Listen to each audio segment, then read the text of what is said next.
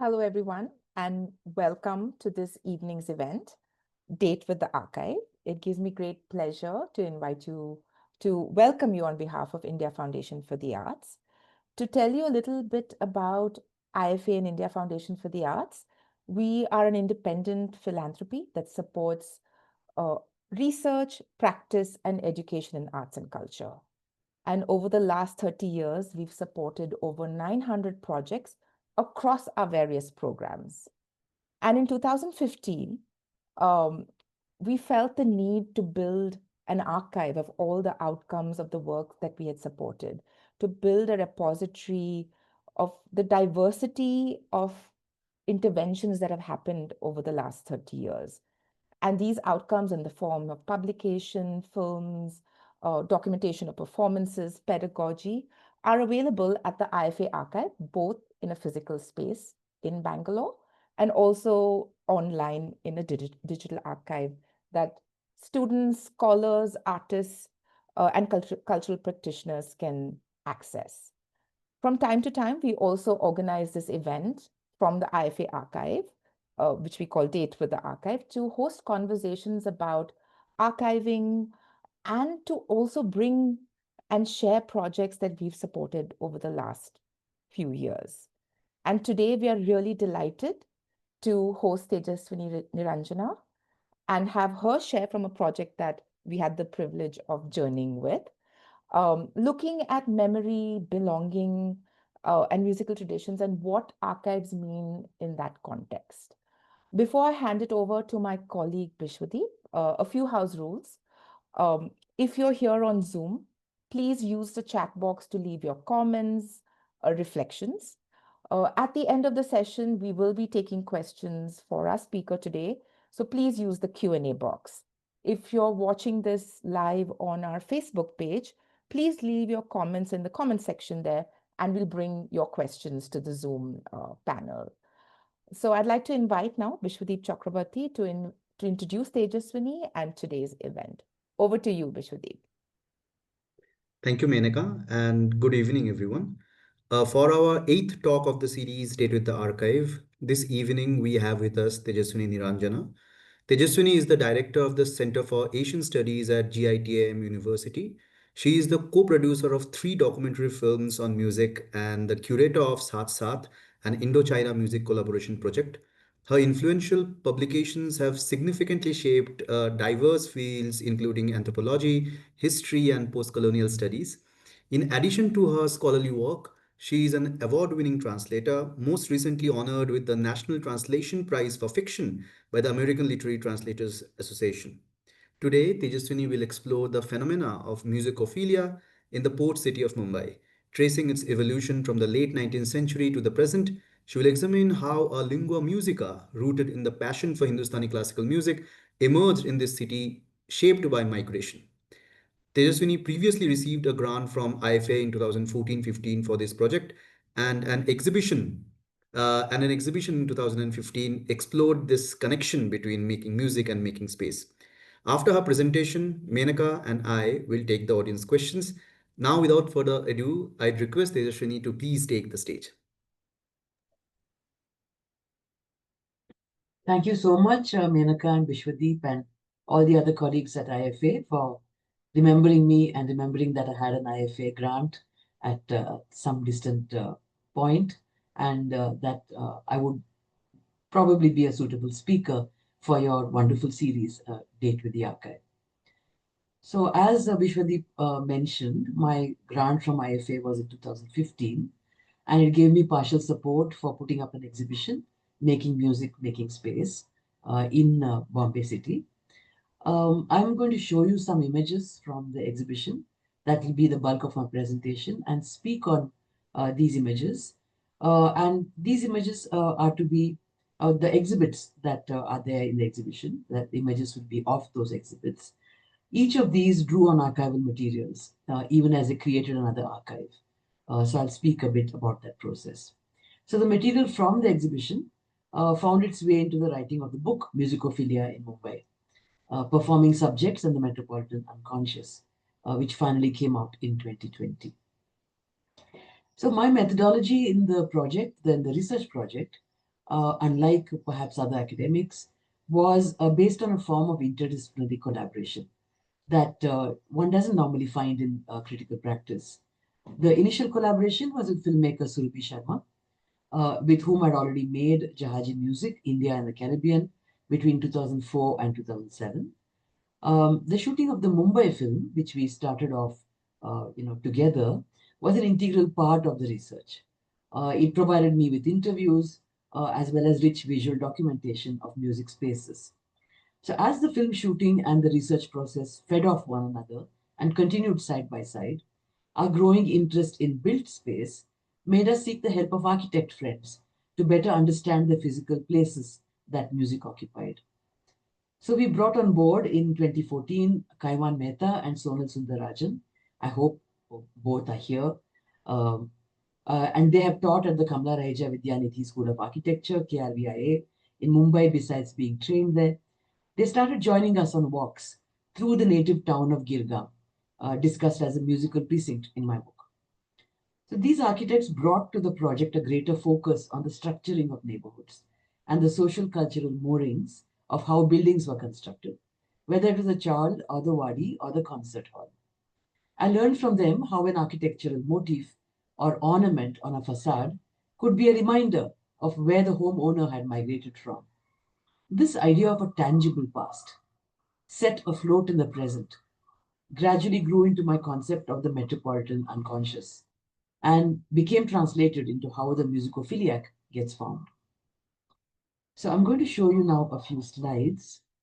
Share the screen.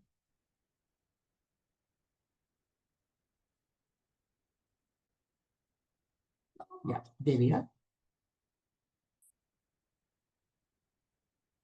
Why am I unable to move forward? Okay, I'm having some trouble moving to the next slide. Okay, there we are. Those of you who have seen my book or maybe come to the exhibition might remember this image. It was a while ago, it was 10 years ago. And I'll be very quick going through these 3 or 4 slides. This one is part of a colonial circulation of images of so-called native people. These postcards were printed in Luxembourg, they circulated through the British Empire, and this basically says, it says exchanging notes. Yeah. In my imagination, the woman on the right is possibly a Devadasi, a Naikin, originally from Goa. And the woman on the left is a Tawaif, possibly from the remnants of the Mughal Empire, as the entertainers, who lost their livelihoods from the princely courts, started making their way to big metropolitan centers like Mumbai.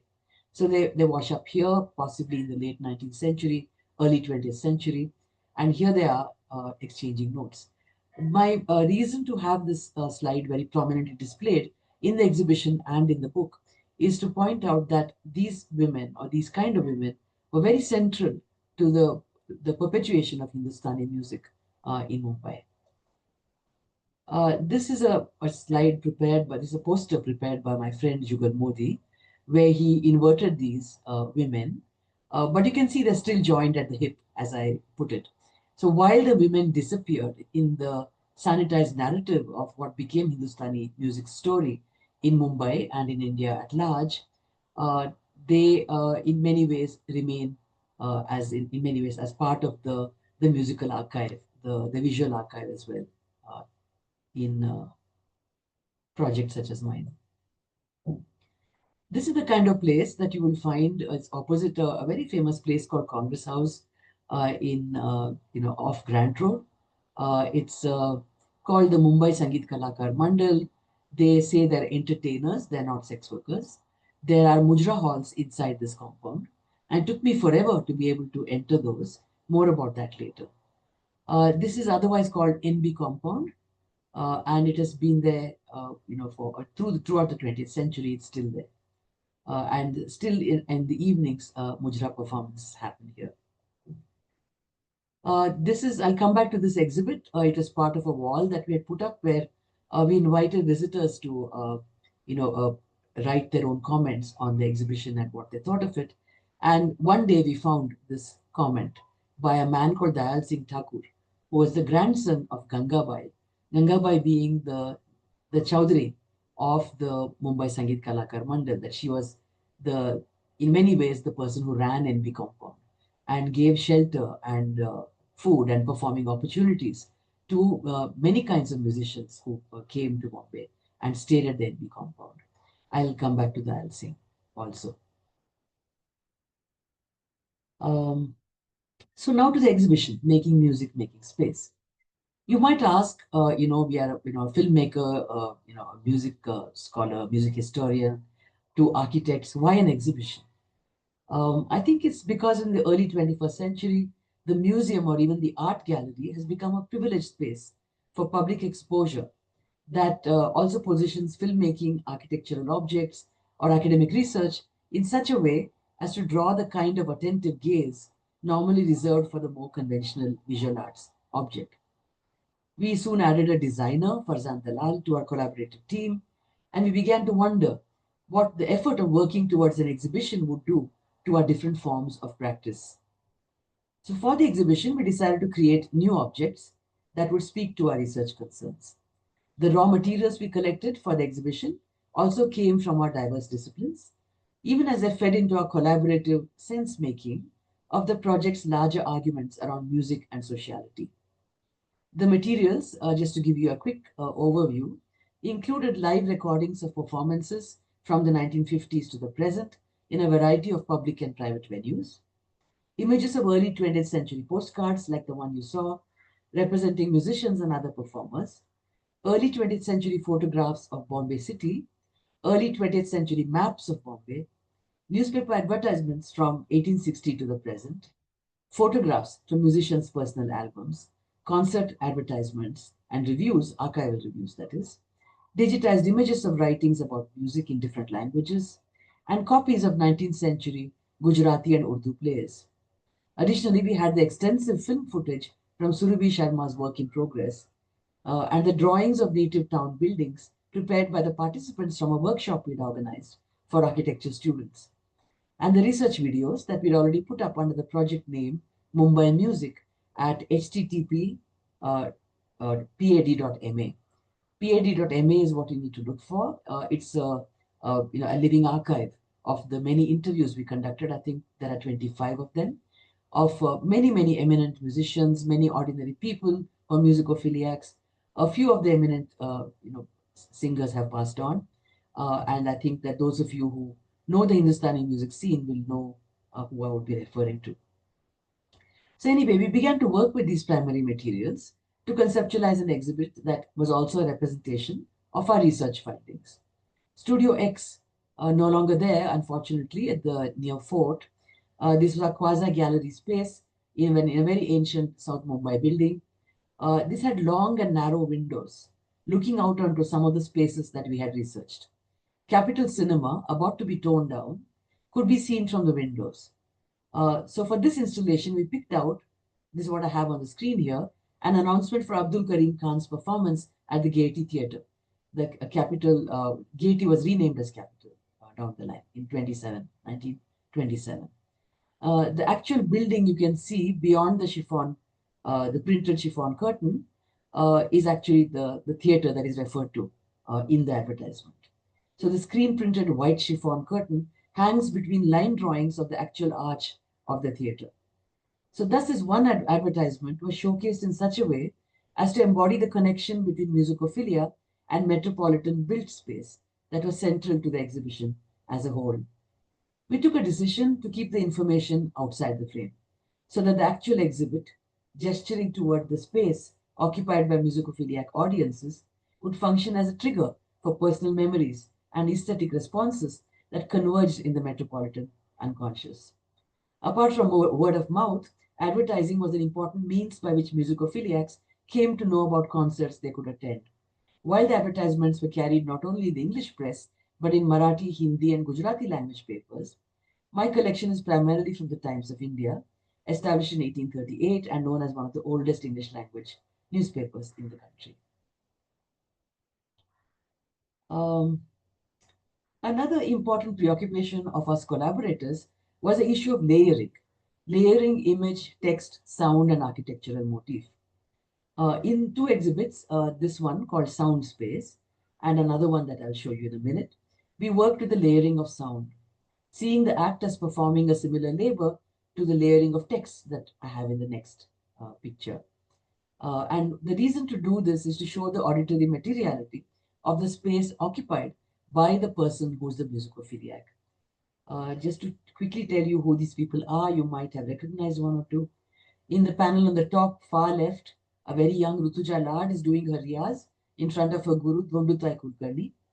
On the right, Nitin Shirodkar, a Girgaon musicophiliac, is listening appreciatively to records of Kesar by Kerkar, which the singer had gifted to his mother. In the bottom panel on the left, Kalyani Puranik, whose father was Abdul Karim Khan's disciple, is teaching her students inside the Saraswati Sangeet Vidyalaya on Abington Road, which was founded by Abdul Karim Khan. And on the right, Rutuja Lad is checking the quality of her recorded voice in Lakshmi Bagh Auditorium. More about those spaces in a second. This picture, another layered picture, another image from the film footage, is called Of Silences in the Present. So it's like a black box. You go in there and you see these images strolling past. The projection envelops the spectators and drew them into the film spaces of buildings, which have been central to the musical and social history of the city. Trinity Club, I'll show you pictures in a second. Lakshmi Bagh, also to appear in this PPT. Blavatsky Lodge, Congress House, Jinnah Hall, Brahman Sabha, all of these. So looped single shots created a soundscape where all you heard was ambient sound leaking in from the outside, because the interiors, as we filmed them in the present, have been long emptied out. The silent interiors form an important part of the film, Fir Se Sam Pe Aana, returning to the first beat, where long takes inside the Girgaon buildings are accompanied only by street noises. The sound of a car horn, the suburban train clacking across, in the frame but outside the building, the whine of an arc welder, the shout of a vegetable vendor, pigeons cooing. So the music draws attention in this kind of installation by its very absence. Here's an image of the layering of text. This exhibit we called Singing in Tongues. And we refer to the fact that those who practiced Hindustani Sangeet in its classical as well as lighter genres in Mumbai came from a variety of linguistic backgrounds. Although the classical genres were primarily sung in Hindustani, including its different dialects, the light genres were in other languages too. From the time of the earliest proscenium plays in the 1860s, both the Parsi Gujarati theatre and the Marathi theatre put together spectacular performances in which music played a central role. But within a few years, the Parsi theatre had shifted to Hindustani Urdu for reasons of wider appeal, and invited playwrights from northern India to write plays for them. The music in Parsi theatre, as well as Sangeet Natak, drew on the melodic structures of Hindustani ragas. The widespread attraction of Hindustani music in Maharashtra and the formation of a listening public that was musically literate can be traced back to the use of raga music in theatrical compositions. And in the early 20th century, when a new generation of classical musicians emerged, it included a number of performers whose mother tongue was Marathi, Kannada, Konkani, or Gujarati, although they sang in Hindustani, the lingua musica of raga music.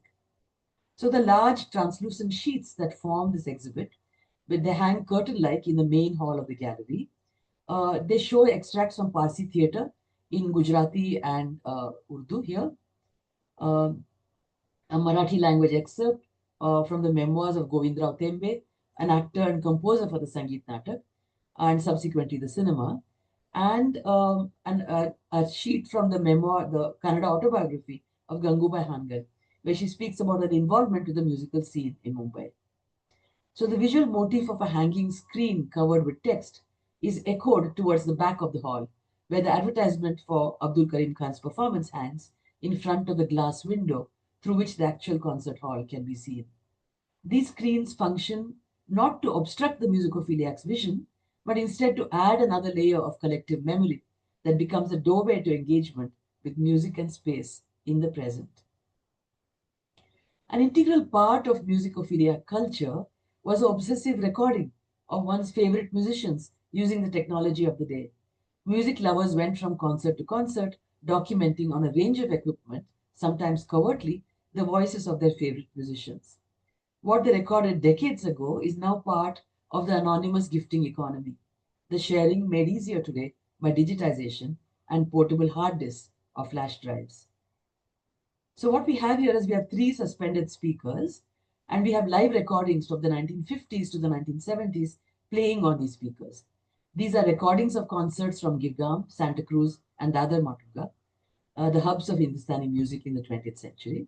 The recordings of Guru Purnima and Barsi or death anniversary sessions, often performed in more intimate spaces than the public concert, and of private baithaks in the homes of patrons and fellow musicians. So through this audio exhibit, we wanted to draw attention to the fact that private recordings are a significant part of musicophilia culture, often ranging far beyond the official commercial recordings, even though they circulate only in informal networks. Like the young man in the picture, many exhibition visitors stood listening until the entire loop in each speaker ran its course, absorbed in receiving the gift of music. So here is something that I don't know if you would recognize this. It looks like a bit of a jigsaw puzzle. There's a projection happening on top of this puzzle. It's actually projection mapping that was trending at the time, 10 years ago. And we got these NID designers to prepare a projection map of Girgaon, of the native town. And it's like a musical walk. We had mapped all the places where performers would be performing, where audiences would go, and where their people would live and teach as well. So in many ways, these projections that we have, which is of contemporary buildings, meaning the buildings that are still there in the present, ties together past and present, viewer and performer, the history of metropolitan space and the history of music. So these were the spaces, as I said, where musicians lived, practiced, taught, and performed. So what we did was we edited video footage of these spaces and projected them onto the white painted surface, which is a laser-cut plywood map shaped according to the contours of the native town. As blue markers begin to light up each space on the map, the moving images connected to that space begin to draw in the viewer. The aim was to connect the visualization of spaces with a particular geography of Girgaon, represented here by the bumps on the plywood sheet. Around the projection map, we had suspended speakers, each playing what we called a sound story, narratives in different voices, culled from our research interviews, each referencing music spaces in the native town, each recollecting intense moments of musicophilia. The idea was to transform present-day experience of music through this immersion in sonic and visual materiality, even as the visitor's understanding of the past was altered. I come now to what occupied a very large wall in the gallery. You actually see it right at the beginning, but you also see it as you walk out of this. This was prepared by our architect colleague, Sonal Sundarajan, and yeah, it was mapped that we had put up certain images of buildings and performance spaces on this map, but we also invited people. So I'll tell you what we presented: Greater Girgaon, just to clarify, which was our name for an area that was partly overlapping with the native town and broadly defined to include Kalba Devi, Thakur Dwar, Prarthana Samaj, Jagannath Shankar Seth Road, Lamington Road, Grant Road, Forest Road, Kennedy Bridge, Panaswadi, Bhangwadi, French Bridge, and stretching up to Forget Street and Nana Chowk. This is because these were all the places in the Greater Girgaon area where musicians lived, performed, practiced, and taught. So as I discuss in my book, I say that Girgaon was the earliest location in Mumbai to have music schools, music clubs, concert halls, and wadis where musicians were invited to perform.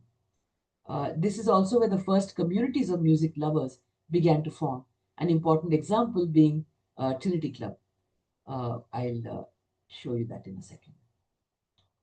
It was established in the early 20th century of Mukbad Gali under the patronage of musician Bhaskar Bua Bakle. From mid-19th century, the theatres came up in Girgaon. You see many pictures of those here. The earliest being Grant Road Theatre in 1846. Let me move on. This is one of the kinds of postcards we had displayed in the exhibition. This moves out of the exhibition space and shows you the inside of Trinity Hall, Trinity Club, sorry, which was basically a small room in a chawl, which was dedicated by a music lover to let musicians stay there if they were coming from out of town or to perform there. You will see many more pictures of this.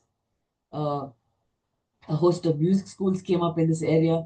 The Gayana Tejak Mandali, the Balkrishna Buva Ichalkaranjikar's classes, Vishnu Digambar Paluskar's Gandharva Mahavidyalay, Abdul Karim Khan's Saraswati Sangeet Vidyalay, B.R. Devdhar's School of Indian Music, and many others between 1870 and the 1920s.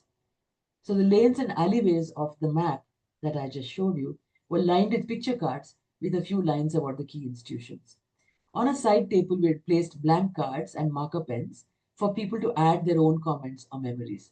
By the third week of the exhibition, the map became thickly populated with the contributions of members of the public. By placing the map at the beginning of the exhibition, we ensured that a visitor would see it again on the way out, in a sense, revisiting all the spaces of music she saw in the other exhibits. We had photographs that ran in a loop on the LED screens in the foyer. Those are drawn from early 20th century postcards, our research walks, and personal archives. The postcard images gave a sense of city space in the late 19th and early 20th centuries, against which backdrop some of the performers who migrated into Bombay were also represented. And you saw the picture of this dancing girl. By the time the exhibition was mounted, most of the research for the book was complete. But bringing the exhibits into the gallery space opened up the work to new interlocutors, who were then brought into the research process. The most exciting of them was Dayal Singh Thakur, whom I mentioned earlier, grandson of Gangabai, the courtesan of NB compound. So Thakur left a message for us and his mobile number, and which we, of course, covered up. We sought him out, and Surabhi Sharma filmed an interview with him. Listening to his memories made me more determined than ever to find a way into the NB compound and visit the Mujra halls, which I eventually did in 2017. It was one of the very first places I had been intrigued by in Girgam while location hunting for the film. The most difficult to research because of its seclusion from public space in Mumbai, and thus the last space of music that I entered. Stray references in interviews were all that could be found for what was obviously a central location in the topography of the Musicophilia. So read my book for lots more about the Mujra Hall, about NB compound, and about the many musicians who went there and performed there, lived there, etc. A couple more pictures of Trinity Hall, Trinity Club. Trimurti Sangeet Mandal is other name, for members only. When I asked a very old trustee who was a member, he said, "Oh, if you keep coming, you become a member." So there was not really any other sign of membership. And people sponsored pans or people sponsored snacks when a concert was going on. This is the inside. You'll see this again. Some of the greats of, many of the greats of Indian music are to be found here. Musicophiliacs, after maybe spending all night at a Ganesh festival and listening to all these singers, would end up in B. Merwan. If it's near Grand Road Station, just as you come out on the left side, and still has the most astonishing Brahmaskan. So they would end up here, and Pula Deshpande writes about this place and how they would argue over cups of tea whether Gangubai's performance was better the previous day or Mansoor was a better choice. This again, people who are from Bombay would know this space. Bhangwadi, again, a very important space for Gujarati theatre in particular, with all its musical, with all its melodies taken from Hindustani music. The Royal Opera House, which sort of straddled a space between the native town and the English town, the colonial part of the town, and was a very important location for many, many important concerts in the from the 20s, 30s, and so on. This is still there. Devda's granddaughter runs the school, founded in 1925, and I think it's just hit a century. Devda School of Indian Music, named by Sarojini Naidu, as so the legend has it. Again, the spaces of music were numerous. This was a very important location which had a large audience, a large auditorium, and people would come here to listen to their favorite musicians. This also, you might remember, it's at the edge of Kalba Devi, and it today has, of course, all these sales, but there is a library at the corner. And this was where the Gayan Uttejak Mandali used to have its concerts. This is also broadly in that area, Grant Road, Lamington Road. These are the talkies. They have become the talkies now, but these were playhouses, or the Pila House area, where both the Parsi theatre and Sangeet was performed. Here's another one in the same area. And this last slide is Lakshmi Bagh, which you will visit again as I proceed with my talk. Let me stop share and give me a second to get back into my laptop. So just a word about the book. As you can make out from the exhibition itself, it's about the book is about musicophilia, which I name as an extraordinary phenomenon that swept through Mumbai in the long 20th century. I say long 20th century because I'm referring to the part of the 19th century and part of the 21st also compressed in that long 20th century. So its roots are in the 1860s and reaches out into the present. What I argue is that complex intersections of migrant histories produced a metropolitan unconscious, through which new social subjects were formed. So these subjects engage in what are called pradarshan, exhibition, display, performance, pradarshan of modernity. This was a modernity marked by the musical repertoires and cultures of learning mobilized by Hindustani music. Women were central to the cultures of performance and learning, although, as I said at the beginning, some kinds of women disappeared from public view, while others re-emerged after being rendered respectable. Many of the Devdasis, for example, had Gujarati Seths as patrons and became important members of their households, or with the patronage of the Seth was also able to afford expensive lessons with important singers like Aladia Khan, and then later became well-known performers, Kesabai Kirkar, Mogubai Kurdikar being two obvious examples. So the interviews that we conducted, Surabhi Sharma and I, are full of details of women's livelihoods as performers and teachers, challenges faced by them in the music industry. I'm mentioning the women in particular here because their challenges were somewhat different. That the challenges they faced in the music industry, whether it was gramophone recording, radio broadcasts, artist fees, whether it's a birthday or a shadi they were singing at, or at a private baitak or a mehfil. We explore their pursuit of music as a vocation and career, the concern about intellectual property, the stigma of being a woman performer. So the wealth of detail is truly amazing, and I refer you both to the book and to the interviews on pad.ma to listen to some of this. I'd like to now say a little, say something about the question of the archive and how it's positioned vis-a-vis my project. During the course of my research, I did look into the Maharashtra State Archives and the British Library records from the India office. But my interest in the spaces of performance, in the shaping of what I call a psychosocial subject positioned within the collective listening spaces of Mumbai, could draw very little from these established archives. So one of my most important research tasks was to assemble the archive of materials through which my questions could be framed and my key concepts generated. So the material came first, not concepts. I can only think of the word rummaging to describe the process of assembly. Rummaging in people's memories, in the filing cabinets and cardboard boxes of personal archives, in bookstores to find dusty volumes that had been long out of print. Through the long conversations with musicophiliacs of different generations, both women and men, I built a narrative of their engagement with Hindustani music and the many kinds of activities they undertook to show their love. The greatest challenge was not to reproduce the musicophiliacs' often hagiographic account of musicians, whether the latter were encountered in the mehfil or in the talim room. Instead, the critical task I told myself I should take on was to examine closely the pauses and hesitations in the story. I think this is the key question in assembling and reading archives. How do you look for the pauses and hesitations? Even as I try to remain sympathetic to the force and feel of those utterances.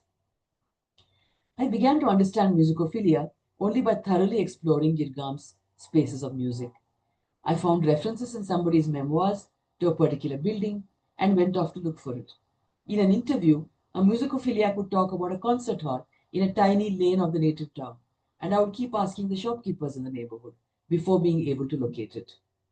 To be standing inside Trinity Club with the huge black and white photographs of musicians looking down on me and gather in the music of over a century sent a strange shiver down the spine. Thus, understanding what musicophilia means requires that you be a musicophiliac yourself. Additionally, in this instance of Mumbai's musicophilia, there's also a love of music spaces in the city that's intimately tied to the love of music itself. We see this in most of the interviews I draw upon throughout the book, and I've explored the connection between space and music in the exhibition that I talked to you about. I'll now show you a clip from our film, Fir Se Sampayana, where you'll see footage of Trinity Club, the little chawl room in which the greatest singers of the period perform. You will hear the story of a famous singer's musicophilia, and you will find reference to an important space for music performance. May I ask Vishwadeep or Pranav to now show the clip? The first clip, please.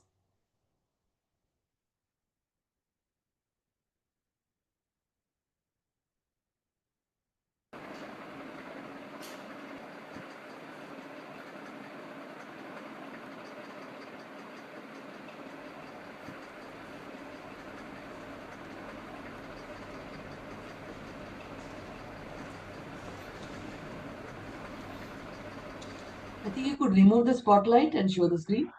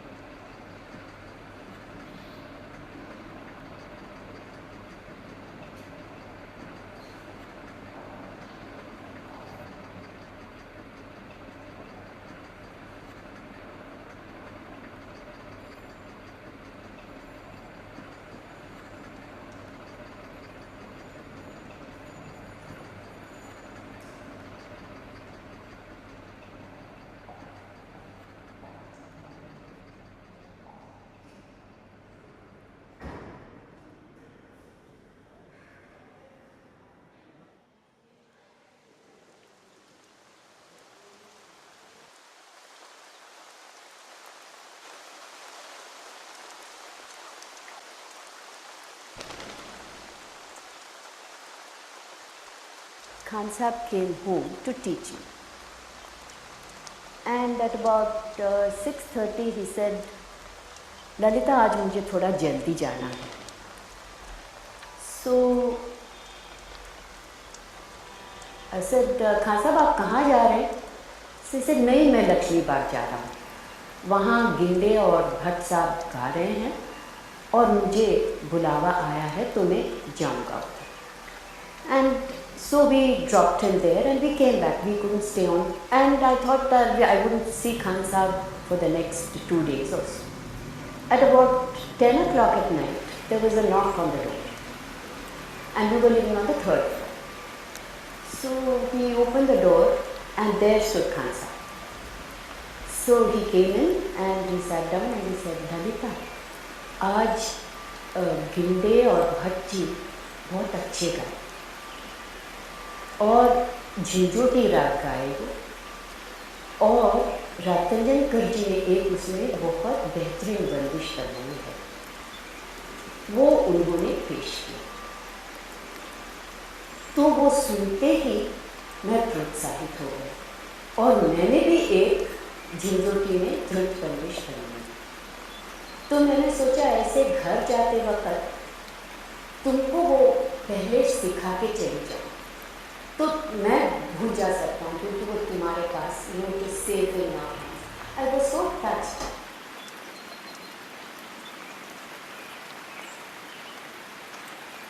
ना मान सया बर जो. See, she's pleading that no, don't get me drunk. So बर जो न माने सया बर जो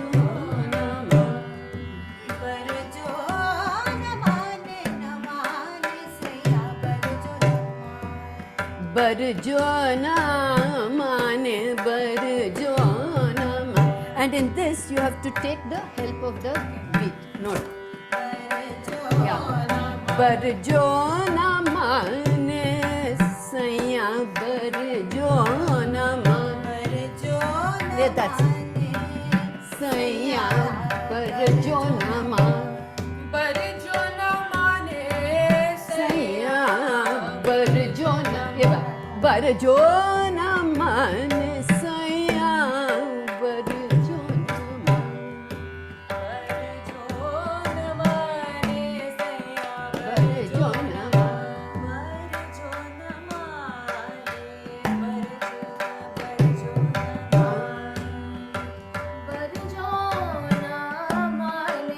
barjona man. ये बात very nice.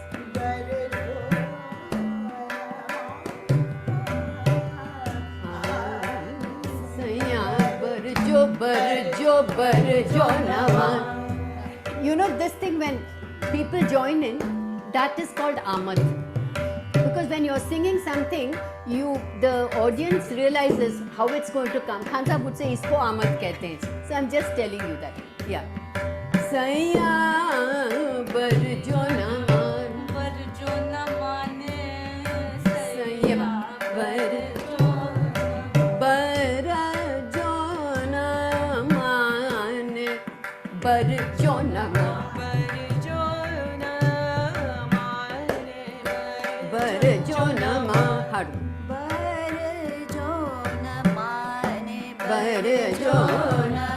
Barjona mane saya mora barjona.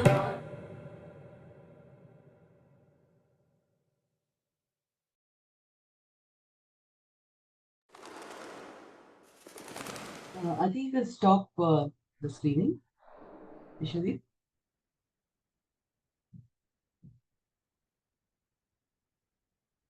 So in my book, you'll find some fascinating stories of women musicophiliacs also, even though that the musicophiliac referred to in this episode from Lalit Rao's life was Khadim Hussain Khan Sahab. So he, I mean, as a famous singer can also be a musicophiliac. But I did want to make this point that you had a place like NB Compound, almost close to where the Tawaips lived, and also where Lalit Rao's teacher used to go, Khadim Hussain Khan, but she could not go, being a respectable middle class person who lived also sort of in the same neighborhood. So middle class women entrance into Hindustani music was separated by class and caste and sometimes religion from the traditional performing spaces. I've already mentioned that people who were former Naikins, like Kesarbai Kerkar, Mohubai Kuldikar, became respectable through association with wealthy merchants. Only then they could become a part of the public domain. Much of this information was sourced by me not through official archives, but through oral history, through the gaps and hesitations of family stories, through hearing about families which were full of women, with the men often absent because they had another official household. So the primary purpose of my project was not to put together an archive, although I'm speaking today at the forum that says Date with the Archive. In a way, the archive was a byproduct of my research. But without the archive, the research doesn't have any meaning, as you can imagine. So while the archive I've assembled is structured by my own research questions, some of it, like the video interviews on PID.ma, is also publicly available for other researchers to explore and use. I'm still struggling with the audio archive that I have of 800 live recordings that are currently not public because no one knows who owns the rights, and it would be an impossible task to figure out how to put them out or where to put them out. So I'll show you one last clip from Firse Sampyana. You will see a singer from the youngest generation of the Jaipur Aktori Gharana doing a sound test in Lakshmi Bagh, which is part of the memories of so many musicophiliacs. Lakshmi Bagh, by the way, is a very well-preserved venue from the early 20th century. The family still looks after it, and it's rented out for weddings. But we also managed to rent it out and to reintroduce the concert scene during the course of the exhibition. We had 3 concerts in Lakshmi Bagh. So let me ask Vishwadip now to screen the last clip, with which we'll end the talk. And I'm very, very happy to engage with the audience and to answer questions or respond to comments.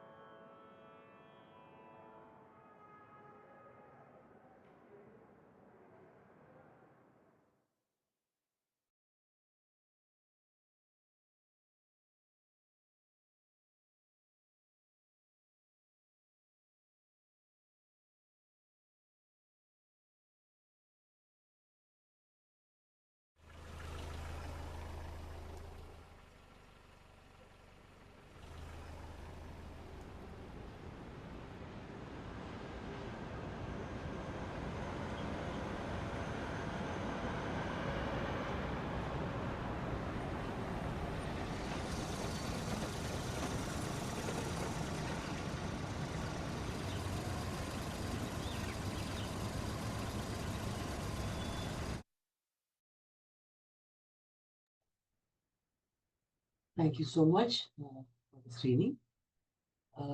Yes, I see there are already questions popping up in the Q&A. Should I start with those, do you think? We'll read them out so that others can hear it as well. Thank you, Tejaswini, for taking us through the project, through the making of the exhibition, as well as the book and your research. It's very fascinating. The audience have also left comments about enjoying the illustrative talk that you've given us and given us a sense. I think you brought alive for many of us the layers and the nuances of the musicophiliac, right? The spaces, the experiences, and the memories that were housed, and very fascinating the treatment of the exhibition. We can come back to talk about that later. First, I'll read one more comment. Jim Tarakan says it's an insightful peek into the past of lives of women and their history that has now become gagged. It gives a voice to the past we don't talk about anymore. So there are a couple of questions coming both in the comment box. The first question, of course, the question of location, people asking any specific, anonymous attendees asking any specific reason or reasons selecting Mumbai for this project. Should I respond to that? Yes, please. I mean, if anyone who does research knows that things just happen, right? You have to be in the right place at the right time, and something strikes your fancy, and then you chase it down a rabbit hole, and that becomes your research. I had a long standing connection to Bombay. I studied there when I was a master's student, and there's always a fascination about Mumbai that I had. I didn't start learning music there until very, very late in life, but I did that as well. And through my then guru Neela Bhagwat, I began to understand what the musical scene was about. I actually started researching Dharwad, in northern Karnataka, that I'm from Karnataka, and did a fair amount of research over 3 or 4 years to try and articulate what the singers there would be going through, because they were singing in a language that wasn't theirs, and they're singing Hindustani music and in Karnataka. And I figured soon enough that without the Bombay economy, they couldn't really survive. Yeah. Because the Gangubai Hangar would earn 120 rupees in Bombay, but 20 rupees in Mumbai, or something like that. I've written about it more extensively in the book. And then it's sort of, and Surabhi Sharma moved to Bombay. We used to live together in Bangalore. We said, let's work on something new together. And so I'm working on Hindustani music. So these things happen. We had a wonderful collaborator in the architect, a consultant for the Mumbai Metropolitan Authority's Heritage Committee, Prasad Shetty. And he said, you really should apply for something, for a small grant, and maybe you can do something here, which is documents intangible heritage of that. So things came together. It didn't all happen at once. It took a couple of years, and we needed to have enough money to start the process. Because both of us were living either full-time or part-time in Bombay, it seemed the ideal location to take up this kind of study. I have talked to other colleagues of mine who work on Calcutta and work on Delhi, who work on Chennai and other major metropolitan locations, which also became hubs for music. And whenever people ask me this question, I always tell them this has to be work that has to be done together. I have done the work on Bombay. Someone has done the work on Calcutta. Someone else will work on it. So it can't be just one person doing this. And it's just by chance that one ends up doing what one does. I don't want to give it any grander narrative than that. No, but it's also interesting. It's not, like you're saying, it's many people, but also within your project, there were many disciplines that came together. And that was also an interesting aspect. And I was going to ask you about other cities, but you've already said that you did see this. I know you did say that the economy in Bombay made it possible, but these were also phenomena you could observe in other cities like Kolkata and Delhi. Right. But I think it was much more obvious in Bombay. I said, without Bombay, Hindustani music would not have survived. Yeah. That is my very strong statement. Right. And I've provided enough evidence in the book, especially through the oral history discussions with musicians. It was the very important sort of economic magnet that drew all these people. Calcutta was very important for other reasons. But it also had the city's culture was somewhat different. And it didn't attract the same kind of large numbers of people. fleeing from economic deprivation, from loss of livelihood. Were also the princely states. People from the princely states were also coming in large numbers to Bombay, unlike I think Calcutta, for example. So I think the minor factors were different, and the combination of those factors, including the starting of the radio station and the gramophone company setting up a shop in Bombay, they did record in Calcutta as well, but the recording in Bombay was of another scale altogether. So the combination of, and the reason I mentioned the All India Radio, which became All India Radio, was the radio club, which is still there in Bombay, that they made it possible to, they would have live performances by singers, and at the same time they would be beaming these performances like you're live streaming on Facebook. They'll be live streaming in the Baikala Rani Bagh, in the gardens in Malabar Hill, for example. So people out for a stroll in the evening would be listening to Hindustani music. And all of this took a really long time to track down. And I had no idea that this was the case. But it was very much part of an extremely public culture, accessible to large numbers of people. Right. Tejaswini, thank you for such a fascinating talk, actually. I have a question. After that, I'll take one from our audience members. So, you speak about musicophilia shaping a cultural vernacular. So, how do you see this sonic legacy continuing to shape the identity of Mumbai even today? Especially in relation to contemporary music cultures and urban transformation in the 21st century. How do you see that? Yeah, there's a little bit beyond the scope of my Yeah, project, but I can just comment in general sure. on that. I think there was another question in the chat box. Maybe I can take these two together. Yes. Which asked about Hindi, Gujarati Yeah. cinema and the connection. My book talks about music. It doesn't talk about the cinema. That would be another book altogether. I'm sure Right. it'll be very fascinating.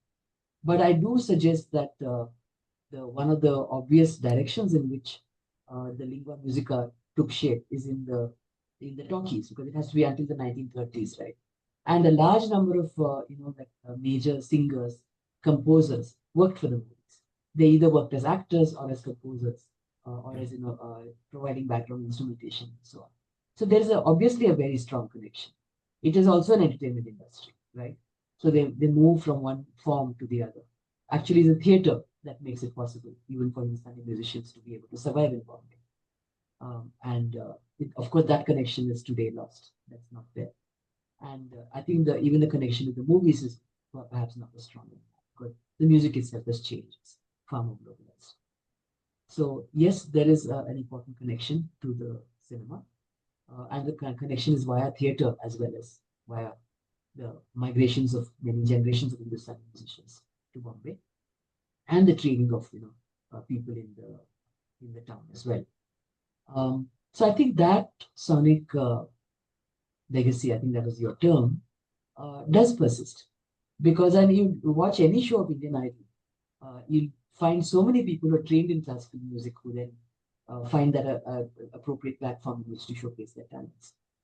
So I think that pull is very much there. I think many young people, thousands and thousands of young people today learn music just in Bombay City, let alone all the many other places.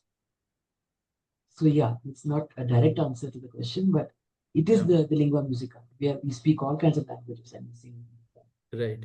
So I'll take a question from the audience members now. So Chetna K is asking that there seem to have been patrons who held baitaks in their homes. Fortunately, some of those were recorded. Were there any regular patrons whose spaces you have had a chance to explore? Very interesting question. Because some of these are like private spaces, they may have been open to baitaks, but there is, for example, I cannot name the space, but it's very close to Walkeshwar. It's someone who comes from a very rich family, a very rich Gujarati family, and they used to have they had a huge like auditorium type space, and they had many baitaks in their own house. They have because of internal family disputes about the property, which I think used to belong to Prince before this. It's Malabarid. We are not allowed to take pictures or to talk extensively about it or to showcase it in any way.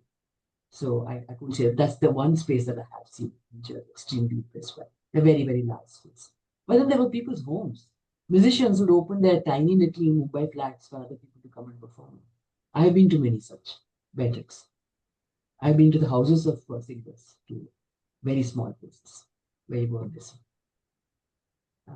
And yeah, the private baitak, I think, was a very, very important space in which music was able to flow. And fortunately, we have so many recordings of that. At least I have those recordings. Sorry. Well, I'm just going to read a comment from Shika Jingan. She says, fascinating presentation. What I was struck by was how you have mobilized personal archives and brought them back into these public spaces where music was cherished and lovers of music came together in these intimate spaces, and how music or sound creates that bridge. Ramu Ramanathan is asking. Shika's thank you, Shika. That was very Yeah. nice. Yeah. Ramanathan is asking a very polite query, Tejaswini ji. The first piece you shared with us was Raga Jigan Hoti. The second piece, Jinjoti. Jigan Hoti. Jinjoti. The second piece you shared, which was that Raga? Is it Raga Multani? Yeah, that's what he wanted to clarify. Well done, those. You can convey my polite. Right. So, anonymous attendee is asking that tips you would like to share if students or researchers want to explore the same in other cities. What you have done, the kind of researches. Yeah. I think that I do read my book, first of all, because I talk a lot and quite often about the methodology. How do you do it? And you do it by being really nosy. You know, you can't take no for an answer. You have to keep on pressing people. You have to keep on persevering. And also, people had landlines in the days that I was chasing people, right? Where not many people had mobiles. They had mobiles, but some of the older ones didn't. And I would call like repeatedly. They say call at 9 o'clock. I call at 9 o'clock. They say not available. Call at 10 o'clock. I call at 10 o'clock. So I spent the entire day calling someone. And I would Surubi would do the same to fix up shooting time. It took me many, many years to get into the NB compound. I first saw it, I think, in 2012 or 13, and it was 2017 by the time I got in there. Because the first few times we tried to get in there during the daytime, we were just looked up and down and said, get lost, because we're like middle class people trying to go in. I had to mobilize the lawyer for the Bar Dancers Association and take her with me and enter the place after midnight. It's in one of my chapters in the book. So I said, be extremely persistent. Go everywhere, be fearless. Bombay, of course, you can be far more fearless than some other places, I know. But always find comrades who enjoy what you do and take their own insights and perspectives. Research is not a lonesome activity. I think it's always more fun and far more interesting when you involve other kinds of people from different backgrounds. So these are just a few of the things that I would strongly recommend. They just you partly addressed this, but Jim Tarakan is asking what kind of social challenges or access issues did you go through in the process of collecting data? Were there other, besides, like you said, private spaces, going into public spaces late in the evening? So if there's other challenges you'd like to share with us. Right. Again, it being Bombay, I didn't really face that kind of problem of going about late at night, right? Whether going to concerts or going to Forest Road or going into the Mujra halls. But it took a little doing. It wasn't banned or we were finally allowed in. But it is not a place where someone who's middle class and female is likely to be seen. So it was very exciting to be able to do that. And we did it with a group of women. I think there's only one man with us. And, we're wearing gajra around our wrists. And we were throwing money and doing all the things we were supposed to have been doing at the time. It was a truly amazing experience. Please read chapter 1 of the book. There are no other major social challenges. The thing, people don't like to reveal themselves too much on a first meeting. Many singers were reclusive. It took a lot of prodding and a lot of you working through disciples to be able to get to people.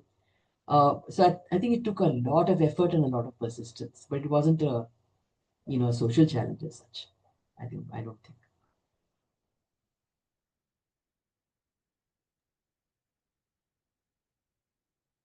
There's another question from Katyayani. She says, thank you for the fascinating talk as always, Tejaswini. I was intrigued by your mention of rummaging as a descriptor for your research process. I'm also fascinated by the different kind of materialities you have engaged with in your research process. I was curious when you said the initial aim was not to create an archive, but it is something that happened as a consequence of the process. What kind of impulses, if not the archival impulse, drove your way finding through the process of this research? I only have one word, musicophilia. And The that's what true drove musicophilia, yes. mine, the co-researchers, the people I was talking to. That was what was the major driver. And the archive does happen, because there is no existing archive or a formal archive that you can access to be able to do this kind of work. So in doing the work, you are also assembling an archive that other people can also use later. And related to that, it's a lot of it was ephemeral, and of course, through your process, we see how, and you say it's in the book also, the how. But just for artists who are artists who are documenting their own practices or the intangible, if you have any suggestions or shall I say, a path for them to take? Because there are a lot of artists, while they're working across various practices, especially with IFA projects that we support, there's a lot of intangible. And for us, I know Bishwadeep will agree, as an archive, how do we preserve that experience of what is coming into the archive as well? So if you have any thoughts or comments on that. Right. I can't, of course, speak as a practitioner, but only as a musicophiliac. I think that without electronic recording, you wouldn't have been able to put anything together or preserve it, right? So one is, of course, we had to digitize cassettes. There were cassettes. There were also spools. People were extremely helpful. They just shared very generously from their own personal collections. So they will prepare compilations for you. They'll prepare playlists for you. They will say, this happened in my house. You can have this recording, and so on, right? So without that form of recording, it would not have been preserved. For example, Rutuja Lad's teacher, former teacher, Dhundutai Kulkarni, she was not allowed to record anything when Kesubai Kerkar sang. And she didn't really allow Rutuja to record anything either. Many other singers I know would take a toilet break and quickly write down a bandish they had learned so that they wouldn't forget. And it's only much later that their guru agreed to let them record anything at all. But that was the way in which Hindustani music was passed on, right? So we are extremely blessed that forms of recording, covert and otherwise, have preserved some of the music for us and made it possible for us to take it forward as well. So yes, I think intensive documentation is good, but someone who's busy, carving out a performing career doesn't always think about documentation. But I think lessons for me have been, over the many years that I've been learning, were extremely important. I have recordings of almost every lesson that I've had with whichever person it's been. And those, so the lessons are also, I think, a gold mine of information about styles, about genres, about how to perform, and so on. And of course, the performances themselves. Right. People have done this. It's not a new thing, and people have done it for a long time. Like someone like Lalit Rao and Lalit Rao's family Jayavant Rao have been documenting a lot of other singers and her own performances for many decades. Right. So Biraj Maharajan is asking that, hello, Tejaswini ji, how did you use the Padma site for your research? Sorry, I didn't use the site, I contributed to it. If you can go into pad.ma and look for a project called Mumbai Music, you'll see all the interviews that I have put up. It's a site where people put up their material. I have not really used their material because it doesn't have much to do with music to draw on for my research. But take a look at the extremely rich material that we've uploaded there, Surabhi and myself. So I've placed a link to Padma in the chat box, so audience members can go and explore the work that has gone up there. A question from a student of music, Mittal is asking, thank you for such an insightful talk. I'm incredibly piqued being a young student of Hindustani music. Is the film available online? If not, anywhere that I could access it, would love to see it. Yeah, the film is available and it's available for free. You can go to Surabhi Sharma at wordpress.com and look at her filmography and scroll down to Returning to the First Beat. Cool. Yeah. Yeah, do watch it and do send us comments.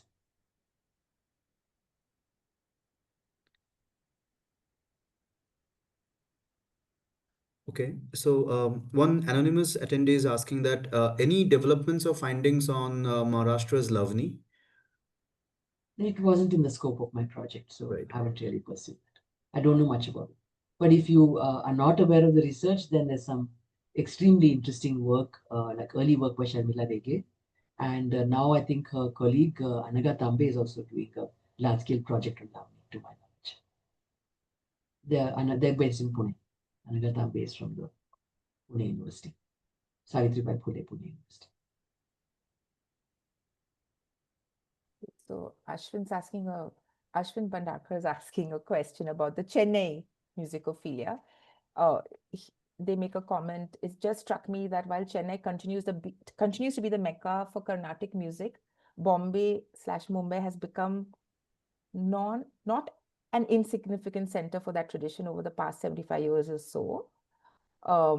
What with Shanmuga Kandahil and musicians like Alanmelu Mani, Bombay Jayashri, Aruna Sairam, Ranjani, Gayatri, and others pursuing the art there and making it big. Just wondering whether there's someone working on the phenomena of Carnatic musicophilia in Mumbai. Not to my knowledge, but I don't know everything. So hopefully there's someone there doing that work. Sure.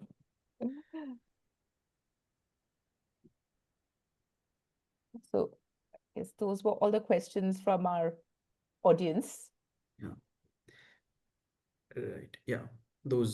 Thank you.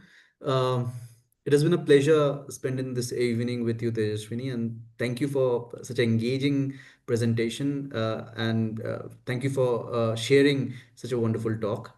And also, thanks to everyone who participated both on Zoom and on our Facebook Live. This session has also been rewarding thanks to all of your insightful questions. So do listen to the IFA Archive podcast, which is part of the IFA Archive public engagement, which is available on Spotify, Apple Podcasts, wherever you get your podcasts from. And also do follow IFA on Facebook, Instagram, and YouTube for our upcoming such events and updates. So yeah, thank you everyone, and thank you so much, Tejaswini, for sharing this talk with us. And thank you for all the lovely emojis coming our way. Yeah. And thank you for taking us through the journey. I mean, it was really, really wonderful. Thank you so much. Thank you for having me. Thank you. Bye bye. Good night. Bye. Good night.